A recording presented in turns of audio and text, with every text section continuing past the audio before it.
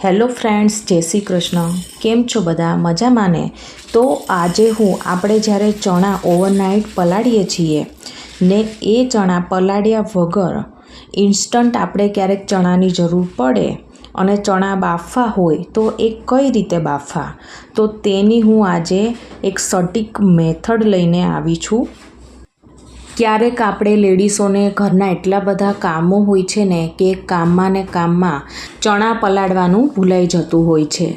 તો ક્યારેક આપણે પાણીપુરી ખાવાની ઈચ્છા થાય કે ચણા ચાટ ખાવાની ઈચ્છા થાય કે પછી કોઈક મહેમાન આપણે ઓચિંતું આવી ગયું હોય અને કંઈક ચણાની આઈટમ બનાવવાની થાય અને જો અચાનક, તો આપણે એ ચણા કેવી રીતે પલાળવા, તો તમારે બિલકુલ મૂંઝાવાની જરૂર નથી. કેમ કે આજે હું તમને એવી ચમત્કારિક રીત બતાવવા જઈ રહી છું કે આજ પછી તમે ચણા પલાળવાનું ભૂલી ગયા હશો ને તો પણ કંઈ ચિંતા તમને કરવી નહીં પડે. એટલી સટીક આજે હું પદ્ધતિ લઈને આવી છું. તો ચાલો સ્ટાર્ટ કરીએ. તો સૌથી પહેલાં તો તમારે એક કોઈપણ મેજરમેન્ટ કપ કે કોઈપણ આપણે ઘરમાં વાટકી હોય એ સેટ કરી લેવાની. તો અહીંયા મેં 1 વાટકી જેટલા દેશી ચણા લીધેલા છે. તો તેને હવે આપણે જો કુકરમાં 3 કપ જેટલું પાણી લેશું. મતલબ કે જેટલા આપણે ચણા લીધા હોય ને તેનાથી 3 ગણું આપણે પાણી એડ કરીશું મિત્રો આમાં. તો આ જો પરફેક્ટ મેજરમેન્ટથી તમે આ રીતના ચણા બાફશો ને એટલે તમને બિલકુલ વાંધો નહીં આવે અને એકદમ સરસ એવા આપણા ચણા છે ને એ બની જશે. હવે છે ને આપણે કુકરને ગેસ ઉપર લઈ લઈશું અને ફૂલ ગેસ ઉપર ઢાંકીને આપણે પાણી હમાય ગરમ થાય ને એટલે કે ઉકળી જાય ને તેટલું આપણે તેને ગરમ કરીશું અને ઢાંકીશું તો ફટાફટ થઈ જશે. એટલે મેં અહીંયા ઢાંક્યું છે મિત્રો. 5 મિનિટમાં ફ્રેન્ડ્સ અહીંયા જો પાણી છે ને સરસ ઉકળી ગયું છે. તો હવે આપણે ગેસની ફ્લેમ બંધ કરી દઈએ અને હવે આપણે જે ચણા છે ને તેમાં આપણે જેટલા ચણા લીધા હતા ને એટલે કે જો 1 વાટકી લીધેલા છે તો 1 વાટકી જેટલું પાણી આપણે આમાંથી કાઢી લઈશું ચણાને ધોવા માટે મિત્રો. અહીંયા તમારે એ વાતનું ખાસ ધ્યાન રાખવાનું છે કે ઠંડા પાણી એટલે કે આપણે જે નોર્મલ પાણી જે પીવાનું પાણી વાપરીએ એ પાણીથી ચણા બિલકુલ ધોવાના નથી. કેમ કે જો એમ કરીશું ને તો એનું રિઝલ્ટ શું આવશે ખબર છે મિત્રો? એ અંદરથી તમે જુઓ તો થોડાક આમ પેલા કઠોરા હોય એવા થોડાક રહે છે. એટલે તમને જોઈ એવું રિઝલ્ટ નથી મળતું. તો ગમે ત્યારે તમે કઠોળને પલાળીને તમે બાફો કે પછી આ રીતના બાફો તો તમારે હંમેશા આ રીતના ગરમ પાણીએથી જ કઠોળને ધોવાના. તો જુઓ આ ગરમ છે એટલે આપણે ચમચાથી આ રીતના કઠોળને ધોઈ લઈશું. જો કે કઠોળ તો બધા ચોખ્ખા જ હોય છે પરંતુ આપણે એકવાર તો આ રીતના ધોઈએ જ છીએ. તો આ રીતના 1 વાટકી મેં ગરમ પાણી ધોવા માટે લઈ લીધેલું છે. તો ચણા સરસ ધોવાઈ ગયા છે. તો આ પાણી છે એ આપણે આમાંથી બધું જ દૂર કરી દઈશું. હવે કુકરમાં ફક્ત 2 વાટકી જેટલું જ પાણી છે અને આ ધોયેલા આપણે ચણા બધા જ આમાં એડ કરી દઈશું મિત્રો. અને હવે કુકરનું ઢાંકણ બંધ કરી અને આપણે તેને છે ને સીટી નથી પાડવાની, ખાલી કુકરમાં પ્રેશર ભરાય એટલે કે ખાલી હવા ભરાય પણ સીટી નહીં થવા દેવાની. બસ તેટલું જ આપણે ગેસ ચાલુ રાખવાનો છે, તેટલું જ આપણે કુકરને ગરમ કરવાનું છે. તો અહીંયા સીટી બિલકુલ થવા દેવાની નથી, એ વાતનું અહીં ખાસ ધ્યાન રાખજો મિત્રો.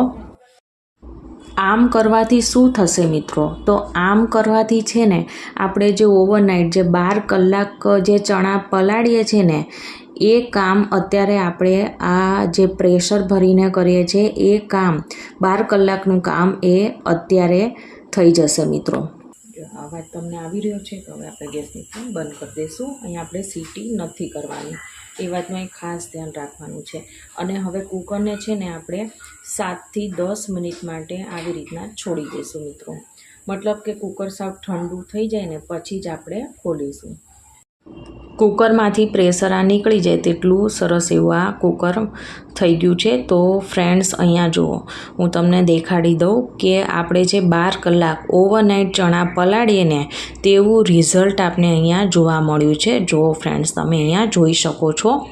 તો ફ્રેન્ડ્સ, ખાલી પ્રેશર આપણે આમાં કરીને આ રિઝલ્ટ આપણે મેળવ્યું છે। તો હું તમને એક દબાવીને પણ બતાવી દઉં। તો જો આ રીતના તે હાવ તમે જુઓ તો પોચો એવો આ ચણો થઈ ગયો છે।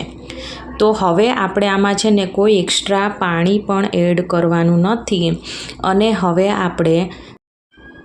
હવે ફરીથી આપણે કુકરનું ઢાંકણ બંધ કરી અને સાવ એકદમ સ્લો ગેસ કરી આપણે 7 સીટી કરવાની છે। જો ફ્રેન્ડ્સ, મેં અહીંયા કેટલો ધીમો ગેસ રાખ્યો છે। તો તમારા ગેસમાં પણ સાવ સ્લો થતો હોય, હાવ સ્લોમાં સ્લો એટલો તમારે એકદમ સ્લો કરી દેવાનો અને સ્લો ગેસ ઉપર આપણે 7 વિસલ વગાડીશું। તો હવે તમને પ્રશ્ન થતો હશે કે આટલું જ પાણી છે તો ચણા બળી નહીં જાય, એવો પણ ક્વેશ્ચન થાય ને। પરંતુ બિલકુલ બળશે નહીં, પરંતુ આટલા ધીમા તાપમાં પણ 7 વિસલ કરશો તો પણ પાણી વધશે। તો મિત્રો, લગભગ 20 થી 22 મિનિટ મારે આ 7 વિસલ કરતાં થઈ હશે અને એ સાવ એમાંથી પ્રેશર નીકળી ગયું। પછી હવે આપણે ખોલીએ છીએ। તો ફ્રેન્ડ્સ, અહીંયા જુઓ, ચણા હતા એના કરતાં ડબલ એટલા થઈ ગયા છે મિત્રો। તો જો આ રીતના ચણા છે ને એ આપણે જે પલાળીને બાફીએ છીએ તેવું જ રિઝલ્ટ અહીંયા જોવા મળી રહ્યું છે મિત્રો।